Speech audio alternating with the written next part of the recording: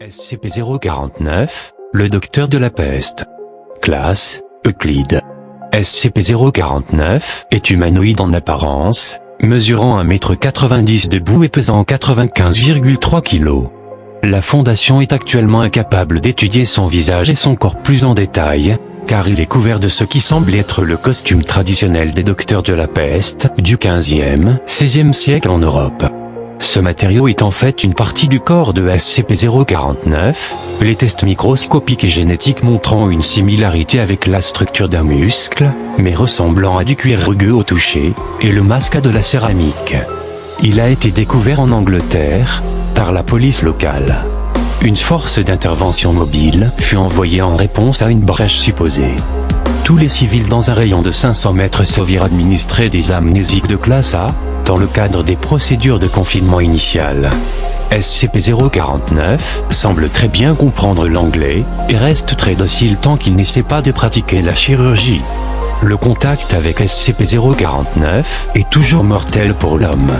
Après un contact avec les mains de SCP-049, la victime, nommée SCP-049-2, souffre et meurt en quelques instants. SCP-049 tente alors de tuer tous les humains qu'il peut voir de la même manière, apparemment pour éviter toute interruption, avant de retourner à SCP-049-2.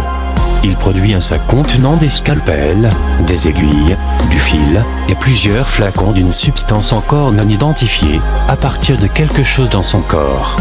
La recherche a été incapable de localiser ces outils lorsqu'ils sont à l'intérieur de SCP-049, par le biais de rayons X et de techniques similaires. SCP-049 commence la dissection de SCP-049-2, ainsi que l'insertion de divers produits chimiques dans son corps.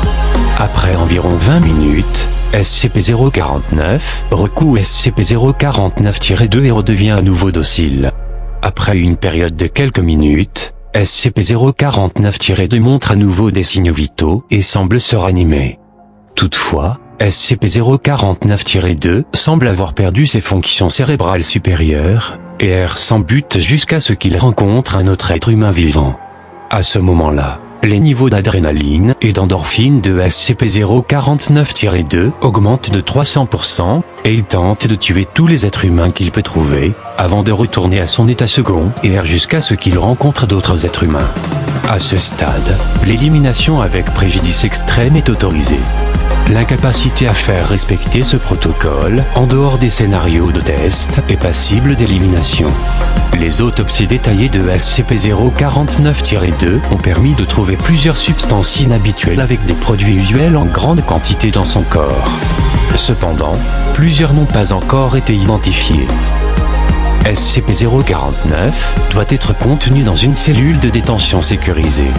SCP-049 ne doit pas être retiré de sa cellule sans l'approbation d'un membre du personnel de niveau 2 ou plus, et il doit être mis sous sédatif avant chaque déplacement. Malgré cette mesure, SCP-049 doit être accompagné, pendant ses déplacements, de deux gardes armés guidés par un collier de fer, fixé à deux axes de fer de 2 mètres de longueur et tenu fermement par 2 hommes du personnel de niveau 1 ou plus, pendant le déplacement. Toutes les expériences réalisées sur SCP-049 doivent être effectuées à l'intérieur de chambres spécialement adaptées. La cellule de SCP-049 doit être surveillée constamment via une caméra de sécurité. Si un comportement anormal est constaté, le docteur doit être alerté immédiatement. SCP-049 a commencé à parler de façon aléatoire, s'adressant au docteur sans aucune provocation évidente. En route vers une installation d'essai, le docteur était à ce moment en train d'enregistrer des notes de travail à l'aide d'un microphone. Un compte-rendu complet de la conversation est joint. Les données non pertinentes ont été omises. Quel est cet endroit? Quoi? C'est un labo. Il y a un grand fracas, à cause de la chute du dispositif d'enregistrement, que le docteur a fait tomber sous le choc. Un laboratoire? Il est tout à fait merveilleux.